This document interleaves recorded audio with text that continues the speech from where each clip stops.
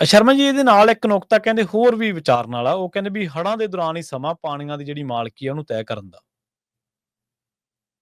ਬਿਲਕੁਲ ਜੀ, ਇਹ ਹੋ ਸਕਦਾ ਕੁਝ ਲੋਕ ਇਹ ਸੋਚਦੇ ਹੋਣ ਕਿ ਸਹੀ ਸਮਾਂ ਨਹੀਂ ਅਜਿਹੀ ਗੱਲ ਕਰਨ ਦਾ। ਜੀ। ਇਸ ਮੌਕੇ ਪਾਣੀਆਂ ਦੀ ਮਾਰ ਹੈ, ਔਖੀ ਘੜੀ ਹੈ, ਆਪਾਂ ਇਸ ਤਰ੍ਹਾਂ ਦੀ ਗੱਲ ਕਿਉਂ ਕਰੀਏ? ਪਰ ਮੇਰੀ ਨਿੱਜੀ ਰਾਏ ਆ, ਸਹਿਮਤ ਹੋਣਾ ਨਹੀਂ ਹੋਣਾ ਇਹ ਉਹਨਾਂ ਦੀ ਇੱਛਾ ਤੇ ਮੈਂ ਆਪਣੀ ਗੱਲ ਰੱਖ ਰਿਹਾ ਜੋ ਮੈਂ ਮਹਿਸੂਸ ਕਰ ਰਿਹਾ ਕਿ ਇਸ ਮੌਕੇ ਪੰਜਾਬ ਹੜ ਰਿਹਾ, ਪੰਜਾਬ ਡੁੱਬਿਆ ਜੀ। ਤੇ ਇਹਦਾ ਕਾਰਨ ਕਿਹਾ ਜਾ ਰਿਹਾ ਕਿ ਜਿਹੜੇ ਉੱਪਰ ਮੀਂਹ ਵਰਦੇ ਨੇ ਉਹਨਾਂ ਕਰਕੇ ਮੱਝ ਪਾਣੀ ਆਉਂਦਾ ਤੇ ਡੈਮ ਜਦੋਂ ਖਤਰੇ ਦੇ ਨਿਸ਼ਾਨ ਤੇ ਆਉਂਦੇ ਨੇ, ਡੈਮ ਟੁੱਟਣ ਦਾ ਡਰ ਨਾ ਹੋ ਜਾਵੇ, ਇਸ ਲਈ ਉਹ ਦਰਿਆਵਾਂ ਪਾਣੀ ਦਰਿਆਵਾਂ 'ਚ ਛੱਡਿਆ ਜਾਂਦਾ, ਨਹਿਰਾਂ 'ਚ ਨਹੀਂ। ਇਹਨਾਂ ਦਰਿਆਵਾਂ 'ਚੋਂ ਹੀ ਨਹਿਰਾਂ ਨਿਕਲੀਆਂ ਜੀ। ਉਹ ਨਹਿਰਾਂ ਜਿਹੜੀਆਂ ਦਿੱਲੀ ਨੂੰ ਪਾਣੀ ਦਿੰਦੀਆਂ, ਉਹ ਨਹਿਰਾਂ ਜਿਹੜੀਆਂ ਰਾਜਸਥਾਨ ਨੂੰ ਪਾਣੀ ਦਿੰਦੀਆਂ, ਉਹ ਨਹਿਰਾਂ ਜਿਹੜੀਆਂ ਹਰਿਆਣੇ ਨੂੰ ਪਾਣੀ ਦਿੰਦੀਆਂ, ਕਿਉਂਕਿ ਨਹਿਰ ਦੀ ਪਾਣੀ ਲਿਜਾਣ ਦੀ ਇੱਕ ਸਮਰੱਥਾ ਹੈ। ਬਿਲਕੁਲ ਜੀ, ਬਿਲਕੁਲ। ਕਿਉਂਕਿ ਨਹਿਰ ਦੇ ਵਿੱਚ ਜਿਹੜਾ ਪਾਣੀ ਜਾਂਦਾ ਉਹ ਇਕੱਲੇ ਖੇਤਾਂ ਲਈ, ਪਸ਼ੂਆਂ ਲਈ ਨਹੀਂ, ਬੰਦਿਆਂ ਦੇ ਪੀਣ ਲਈ ਵੀ ਜਾਂਦਾ। ਤੇ ਜੇ ਤੁਸੀਂ ਪਸ਼ੂ ਜੀਵ ਦੀ ਗੱਲ ਕਰਦੇ ਹੋ ਤਾਂ ਉਹ ਸਾਫ਼ ਤੇ ਸ਼ੁੱਧ ਪਾਣੀ ਜਾਣਾ ਚਾਹੀਦਾ। ਇਸ ਮੌਕੇ ਮਿੱਟੀ ਨਾਲ ਰਲਿਆ ਪਾਣੀ, ਰੇਤੇ ਨਾਲ ਰਲਿਆ ਪਾਣੀ, ਬਰਸਾਤੀ ਪਾਣੀ, ਇਹ ਵੀ ਇੱਕ ਪਹਿਲੂ ਹੁੰਦਾ ਕਿ ਨਹਿਰਾਂ 'ਚ ਫਿਰ ਉਸ ਤਰ੍ਹਾਂ ਪਾਣੀ ਨਹੀਂ ਦਿੱਤਾ ਜਾਂਦਾ ਕਿ ਇਹ ਧਿਆਨ ਰੱਖਦਿਆਂ ਹੋਇਆ। ਦੂਸਰਾ, ਜੇ ਤੇਜ਼ ਵਹਾਅ ਵਾਲਾ ਪਾਣੀ ਨਹਿਰਾਂ 'ਚ ਜਾਊਗਾ ਤਾਂ ਨਹਿਰਾਂ ਟੁੱਟਣ ਦਾ ਡਰ ਹੁੰਦਾ। ਸਹੀ ਹੈ। ਬੇਸ਼ੱਕ ਕੁਝ ਲੋਕ ਇਹਦੇ ਪਰ ਸਵਾਲ ਖੜਾ ਅਕਸਰ ਕਰਦੇ ਨੇ ਕਿ ਦੇਖੋ ਜੀ ਨਹਿਰਾਂ ਖਾਲੀ ਪਈਆਂ ਨੇ।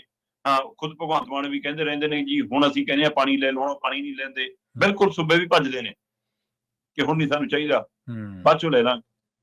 ਪਰ ਜਦੋਂ ਇਹ ਖਤਰੇ ਦੇ ਨਿਸ਼ਾਨ ਤੋਂ ਬਾਅਦ ਫਲੱਡ ਗੇਟ ਖੋਲੇ ਜਾਂਦੇ ਨੇ, ਫਿਰ ਉਹ ਪਾਣੀ ਜੇ ਨਹਿਰਾਂ 'ਚ ਨਹੀਂ ਜਾਂਦਾ ਫਿਰ ਉਹ ਜਾਂਦਾ ਕਿੱਥੇ? ਫਿਰ ਉਹ ਦਰਿਆਵਾਂ ਰਾਹੀਂ, ਕੁਦਰਤੀ ਬਹਿਣ ਰਾਹੀਂ ਜਿੱਥੋਂ ਬਹਿੰਦਾ ਉੱਥੋਂ ਜਾਂਦਾ। ਬਿਲਕੁਲ, ਜਿੱਥੋਂ ਦਾ ਥਾਂ। ਫਿਰ ਜੇ ਹੜ੍ਹ ਦੀ ਮਾਰ ਸਾਡੇ ਤੇ ਆ ਤਾਂ ਜੇ ਪਾਣੀ ਹੜ੍ਹ ਦੇ ਰਾਹੀਂ ਅਸਲੀ ਰਾਹ ਦੇ ਉੱਤੋਂ ਜਿਹੜਾ ਉਹਦਾ ਰਾਹ ਸੀ, ਜਿਹੜਾ ਉਹਦਾ ਏਰੀਆ ਜਾਣ ਦਾ, ਜੇ ਉਸ ਰਾਹ ਤੋਂ ਜਾ ਕੇ ਮਾਰ ਕਰ ਰਿਹਾ ਤੇ ਉਹ ਮਾਰ ਅਸੀਂ ਚੱਲ ਰਹੇ ਹਾਂ, ਫਿਰ ਮੈਨੂੰ ਲੱਗਦਾ ਇਹ ਹੜ੍ਹਾਂ ਦੇ ਮੌਕੇ ਸਭ ਤੋਂ ਸਹੀ ਮੌਕਾ ਹੈ ਕੇਂਦਰ ਨੂੰ ਦੱਸਣ ਦਾ, ਉਹਨਾਂ ਸੂਬਿਆਂ ਨੂੰ ਦੱਸਣ ਦਾ ਕਿ ਆ ਚੱਕੋ ਮਾਲਕ ਅਸੀਂ ਆ, ਅਸੀਂ ਡੁੱਬ ਰਹੇ ਹਾਂ, ਤੁਸੀਂ ਨਹੀਂ। ਸਹੀ। ਮੁੱਖ ਮੰਤਰੀ ਸਾਹਿਬ, ਜਿਹੜਾ ਤੁਸੀਂ ਕਹਿੰਦੇ ਹੋ ਨਾ ਕਿ ਆ ਮੈਂ ਤੁਹਾਨੂੰ ਕੁੰਜੀਆਂ ਦੇ ਚੱਲੇ ਆਪਣੇ ਚੌਪਰ ਦੀਆਂ, ਆਪਣੇ ਹੈਲੀਕਾਪਟਰ ਦੀਆਂ, ਉਹਨੂੰ ਲੈ ਕੇ ਜਾਓ, ਉਹਨੂੰ ਦਿੱਲੀ ਲੈ ਕੇ ਜਾਓ। ਇਸ ਵਾਰ ਕੇਜਰੀਵਾਲ ਨੂੰ ਬਿਠਾਉਣ ਦੀ ਬਜਾਏ ਜਲ ਸਰੋਤ ਮੰਤਰੀ ਨੂੰ ਬਿਠਾਓ ਉਹਦੇ ਵਿੱਚ। ਉਸ ਚੌਪਰ ਦੇ ਵਿੱਚ ਆਉਂਦੇ ਹੋਏ ਰਾਹ ਚੋਂ ਨਾਇਬ ਸਿੰਘ ਸੈਣੀ ਨੂੰ ਚੜਾਓ, ਘੁਮਾਓ ਪੰਜਾਬ ਉਹਨਾਂ ਨੂੰ ਕਿ ਆਹ ਨਿਕਲ ਰਿਹਾ ਦਰਿਆ ਰਾਵੀ, ਆਹ ਨਿਕਲ ਰਿਹਾ ਬਿਆਸ, ਆਹ ਨਿਕਲ ਰਿਹਾ ਸਤਲੁਜ। ਇਹ ਝਾਤ ਮਾਰੋ ਕਿੱਥੇ ਕਿੱਥੇ ਜਾ ਰਿਹਾ, ਕਿਹਨਾਂ ਖੇਤਾਂ 'ਚ, ਕਿਹਨਾਂ ਪਿੰਡਾਂ 'ਚ, ਕਿਹੜੇ ਏਰੀਏ 'ਚ ਮਾਰ ਕਰ ਰਿਹਾ। ਸਹੀ। ਇਹ ਲੋਕ ਨੇ ਮਾਲਕ ਉਹਦੇ, ਇਹ ਪੰਜਾਬ ਹੈ ਉਹਦਾ ਮਾਲਕ। ਦੱਸੋ ਉਹਨਾਂ ਨੂੰ ਅੱਜ ਇਸ ਮੁੱਦੇ ਤੇ ਕਰੋ ਇਕੱਠਾ ਜੰਮੂ ਕਸ਼ਮੀਰ, ਲੇਹ ਲਦਾਖ ਤੇ ਹਿਮਾਚਲ ਵਾਲਿਆਂ ਨੂੰ। ਸਹੀ ਹੈ ਜੀ। ਆਓ ਕੇਂਦਰ ਨੂੰ ਦੱਸਣ ਚੱਲੀਏ, ਸੁਪਰੀਮ ਕੋਰਟ 'ਚ ਪਾਓ ਪਟੀਸ਼ਨ ਕਿ ਮੌਕੇ ਦਾ ਜਾਇਜ਼ਾ ਲੈਣ ਦੀ ਟੀਮ ਭੇਜੇ ਸੁਪਰੀਮ ਕੋਰਟ। ਨਹੀਂ, ਤੁਸੀਂ ਸਾਡੀ ਪੀੜ ਦੇਖਣੀ ਨਾ ਦੇਖੋ, ਪਰ ਆ ਕੇਸ ਤਾਂ ਦੇਖੋ ਕਿ ਅਸੀਂ ਮਾਲਕ ਹਾਂ। ਜੀ। ਦਿਆਂਗੇ ਤੁਹਾਨੂੰ ਪੀਣ ਨੂੰ ਪਾਣੀ, ਤਾਂ ਵੀ ਦਿਆਂਗੇ, ਪਰ ਸਾਡੀ ਮਾਲਕੀ ਤਾਂ ਮੰਨੋ। ਫਿਰ ਹਰਜਾਨੇ ਵਾਲੀ ਗੱਲ ਵੀ ਆਵੇ ਕਿ ਹਾਂ ਭਾਈ ਇਹਦੀ ਅਦਾਇਗੀ ਵੀ, ਮੁੱਲ ਵੀ ਤਾਰਨਾ ਹੁੰਦਾ। ਸਹੀ ਹੈ, ਬਿਲਕੁਲ ਜੀ। ਕੀਮਤ ਅਸੀਂ ਤਾਰ ਰਹੇ ਹਾਂ, ਪਾਣੀ ਪੀ ਰਹੇ ਹੋ ਤੁਸੀਂ। ਸਹੀ ਗੱਲ। ਤਾਂ ਮੈਨੂੰ ਲੱਗਦਾ ਹੈ ਕਿ ਸਭ ਤੋਂ ਸਹੀ ਮੌਕਾ ਹੈ। ਪਰ ਜਿਹੜੇ ਵਾਰ-ਵਾਰ ਭਾਖੜਾ ਤੋਂ ਨੰਗਲ ਤੋਂ ਭਾਖੜਾ ਭੱਜਦੇ ਸੀ, ਮੈਂ ਤਦ ਵੀ ਕਹਿੰਦਾ ਸੀ ਕਿ ਜਨਾਬ ਦਿੱਲੀ ਨੂੰ ਜਾਓ। ਸਹੀ ਗੱਲ ਹੈ, ਬਿਲਕੁਲ। ਕੀ ਕਹਿਣਾ ਕਿ ਮੁੱਖ ਮੰਤਰੀ ਸਾਹਿਬ ਫੋਟੋਆਂ ਖਿਚਾਉਣ ਉੱਥੇ ਨਾ ਜਾਓ, ਤੁਸੀਂ ਉਲਟਾ ਜਿਹੜੇ 2-4 ਅਫਸਰ ਤੁਹਾਡੇ ਕੋਈ ਕੰਮ ਕਰਦੇ ਆ, ਤੁਸੀਂ ਉਹਨਾਂ ਨੂੰ ਵੀ ਤੰਗ ਕਰਦੇ ਹੋ, ਜਾ ਕੇ ਸਿਸਟਮ 'ਚ ਵੀ ਵਿਗਾੜ ਪੈਂਦਾ।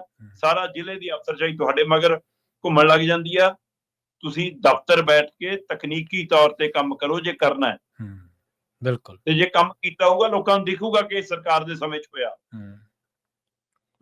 ਨਾ ਹੜ੍ਹਾਂ ਦੇ ਮਾਮਲੇ 'ਚ ਕੰਮ ਹੋ ਰਿਹਾ, ਨਾ ਇਸ ਨੂੰ ਆਪਦਾ ਲਾਉਣ ਲਈ ਕੰਮ ਹੋ ਰਿਹਾ, ਨਾ ਪਾਣੀਆਂ ਦੀ ਮਾਲਕੀ ਦੇ ਲਈ, ਪਾਣੀਆਂ ਦੇ ਮਸਲੇ ਨੂੰ ਹੱਲ ਕਰਨ ਲਈ ਕੰਮ ਹੋ ਰਿਹਾ। ਇਹ ਸਾਰੇ ਕੰਮ ਮੇਰਾ ਤਾਂ ਸਹੀ ਮੌਕਾ ਸੀ ਕਰਨ ਦਾ।